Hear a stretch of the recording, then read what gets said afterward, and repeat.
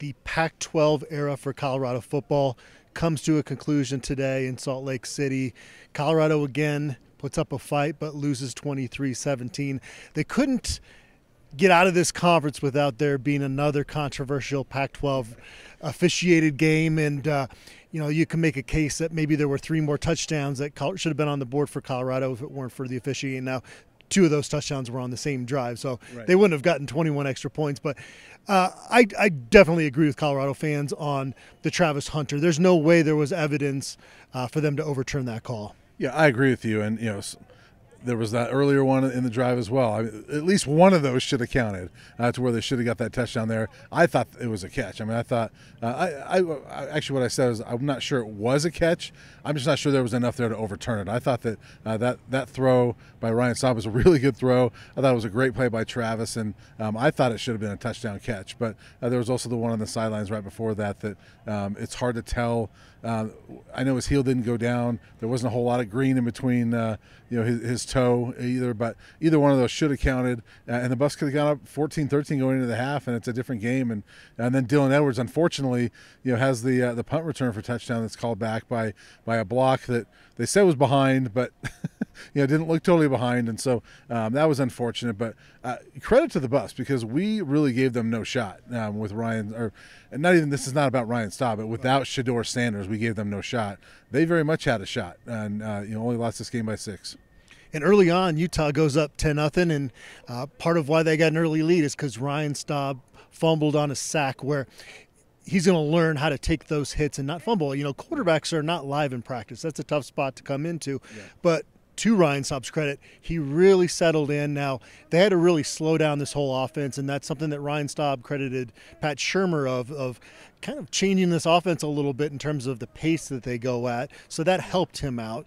He still got a lot to learn, but then Coach Prime also praised Ryan Staub and said, if you knew how far he's come, you'd be proud of him too. Yeah, and he said about Ryan Staub, he goes, look, he wants to play somewhere, whether it's here or somewhere else. And I don't know if that's a hint of what's coming. I'm not sure, Coach Prime knows at this point, but I thought Ryan Staub played a very good football game overall. And if he comes back next year, I think that CU and the fans ought to feel pretty good about, okay, we've got 2 quarterbacks here, because I thought he made some phenomenal throws. The one to Travis that we were talking about, but there was others that he just made really sharp throws and looked like a pretty solid quarterback. And last week was difficult, coming into that situation. So it's hard to really evaluate a quarterback based off of coming into a blowout in Pullman. Yeah. I mean, it was kind of the Montez effect, coming into that game against Michigan, in 2016, and he was horrible, but then he looked pretty good the next week. And so, I thought Ryan Staub looked good, and credit to him because he kept them in this game, and so did the defense, honestly. And the defense didn't give up a ton of yards, and they was sort of that bend, no break. And 3 times Utah got down there, and the defense held them to field goals instead of touchdowns. That kept them in it as well. So I thought they played a pretty solid football game, all things considered. In what was really everybody was talking about a JV game because of the backup quarterbacks. Yeah. Now, Colorado's ground game was looking pretty decent early on. You had Savion Wilkerson out there starting, and it wasn't quite as effective as what the Utes were doing. And the Utes were 5-1 run-to-pass ratio today. They just grounded this game out. For Colorado, you had a tweet out there about it just didn't really make sense a lot of times this season, the rotations, the usage of the backs, because they are talented backs. His coaching staff and Coach Prime have talked about how they're talented backs, but there just was no consistency with that group, and really no rhyme or reason for some of the lack of running and also the rotation at that position. Yeah, it's one thing. I don't know how many times I've said it, but Coach Prime knows way more about football than I do. I get that, but it's one thing I've disagreed with him all season on. And I even asked him that question. Why did Wilkerson? He had a really good first quarter. Why didn't he touch the ball after that? And he said, well, it's really not going away from him. We try to go with what's working, stick with what's working. Well, it was working, and he didn't go with it anymore. And so I disagree with even his answer there. It's like, well, you didn't give him the ball again. He had a good first quarter, and from that point on, I mean, they barely ran the ball at all.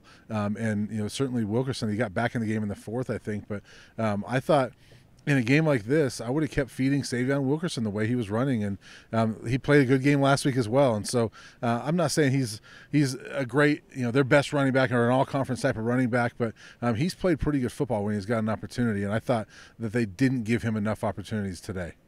Utah had a couple sacks early in the game, but they didn't have any, I think, the final 3 quarters. So they were protecting the ball, the quarterback, better than they had. But after the game, Coach Prime was asked about the offensive line. And I mean, you just have to go and watch his post-game press conference to know that that's going to be a new group next year. And it was a tough situation with Van Wells getting knocked out of the game early. Brian, there was a third down conversion where a true freshman, Hank Zelinskas, snapped it to a true freshman quarterback, Ryan Staub, who threw it to a true freshman slot receiver, Caleb Mathis, for the first down. So there are some spots that they were pretty darn young today, and center was one of those, as well as quarterback. So it's no secret that they're going into the portal, and they're going to try to completely revamp that group. Yeah, there was actually a lot of really good answers from Coach Prime today, and he was asked what percentage of this of the offseason addition do you think will come from the portal, and he just goes, a plethora. So they're going to be in the portal quite a bit. He was also asked, are there going to be some changes to the offensive staff or to the coaching staff? And he goes, yes, and basically said there's going to be a few. He was asked about the offensive coordinator position, if that'll be one, and he didn't give in to that. He didn't name any coaches whatsoever. I thought it was interesting when he was asked about the strength staff. What do they have to do? And his answer was, we're going to evaluate everything.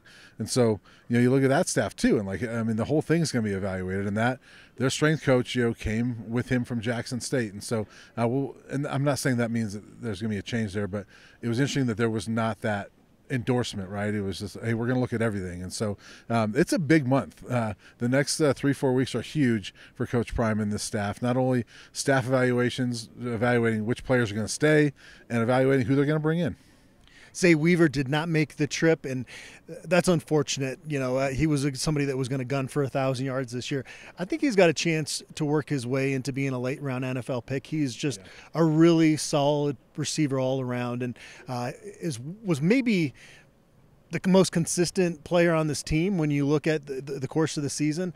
And then Trevor Woods did not make the trip defensively either. So they were shorthanded at some different spots, but defensively, again, it was issues, just consistency. And that's kind of what Utah does, right? It's almost like a boa constrictor that it makes you think you have a chance, but it's slowly sucking the life out of you. And that late drive by Utah was so clutch. And Colorado needed to come up with a couple fourth down stops that they couldn't get. It was they were so close to having a productive day, but at the end of it, you didn't feel as good about their performance as some others previously this season. Yeah, they had like an 8-minute scoring drive that ended with a field goal that made it 23-10, and that was the longest scoring drive of the season against CU.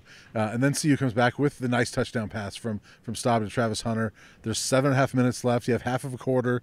And then great, you get a stop, get the ball back, and maybe go down and win this thing. They never got the ball back in 7.5 minutes, and Utah ran out that clock. I mean, that's impressive to follow up an 8.5-minute drive with a 7.5-minute drive. That was impressive. Time of possession was 2-1 today. It was like 39-something to 20 minutes, and so give them a ton of credit. But CU running 42 plays was almost won this game. And we talk about them being depleted. So was Utah. Obviously, they're down to their 5th-string quarterback. But it was a better game, I guess, than I thought it was going to be going into it with all the injuries. But Utah, just to your point, they did Utah, and they just ran the ball.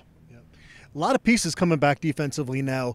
I've really liked what Vonta Bentley's done as improving this season, but you talk about the offensive line's a huge need. They got to get an elite linebacker to pair with Vonta Bentley there. Trevor Woods is a gamer. He's willing to do what's best for the team, but I think you want to move him to the back end, especially with them, moving on from a player back there with Roderick Ward playing a lot in the second half of the season. Aside from that, I feel pretty good about the foundation that was laid defensively this first season. Charles Kelly needs to be their defensive coordinator in 2024.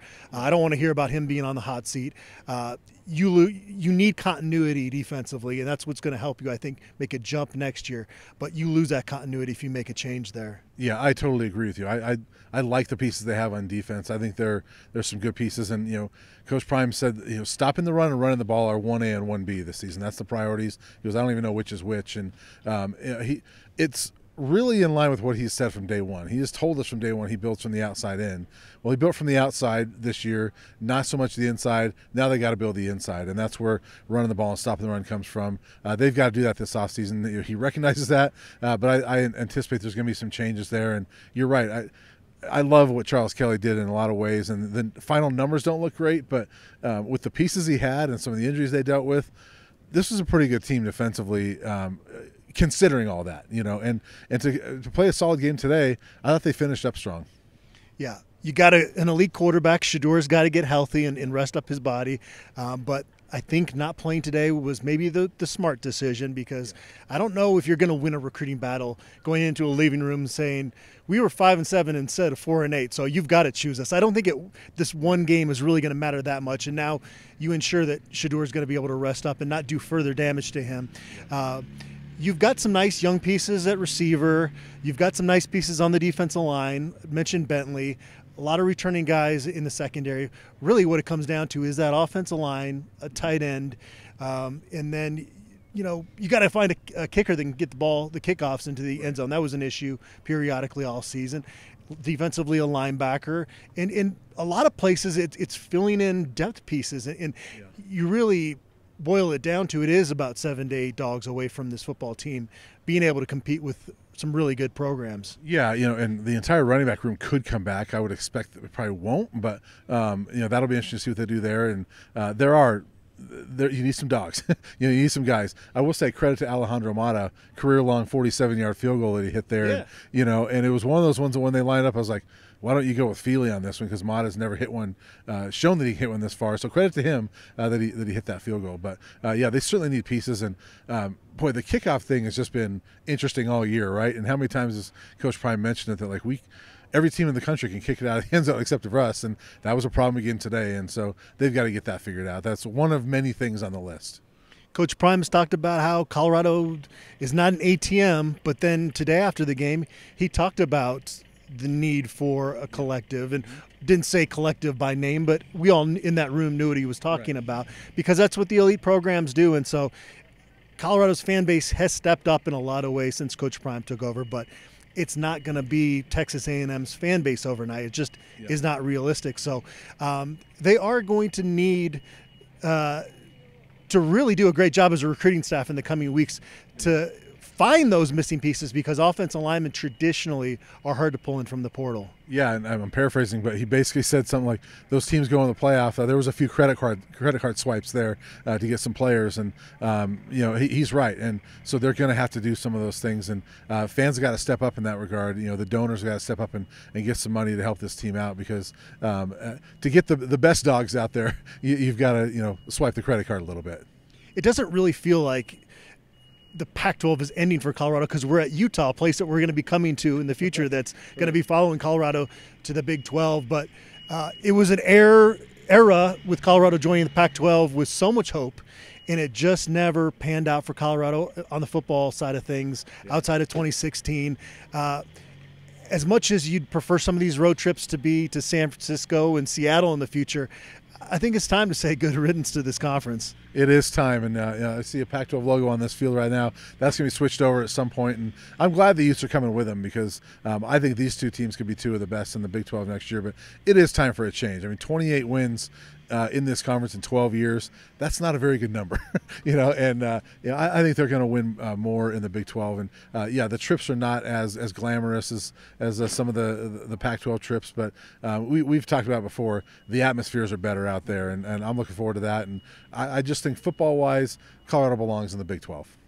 And if Colorado gets the pieces that Coach Prime sounds pretty confident that they're going to get, they're going to be mentioned as one of the contenders, maybe not the front runner. I think the team here, the place here at Rice-Eccles might have that nod with Cam Rising coming back. But as frustrating as 4-8 is, there's still some positive things to look forward to with Colorado football. Yeah, I think Coach Prime has done a great job this season. The trajectory of this program is up, and a year ago we're doing this thing after a 63-21 loss to Utah at Folsom Field that didn't even feel that close, right?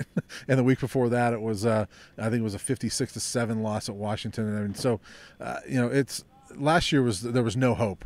Throughout that year. At this point last year, we knew there was some hope because there was a coaching change. But there's so many seasons that ended poorly that there didn't feel like there was hope. There feels like there's a lot of hope right now.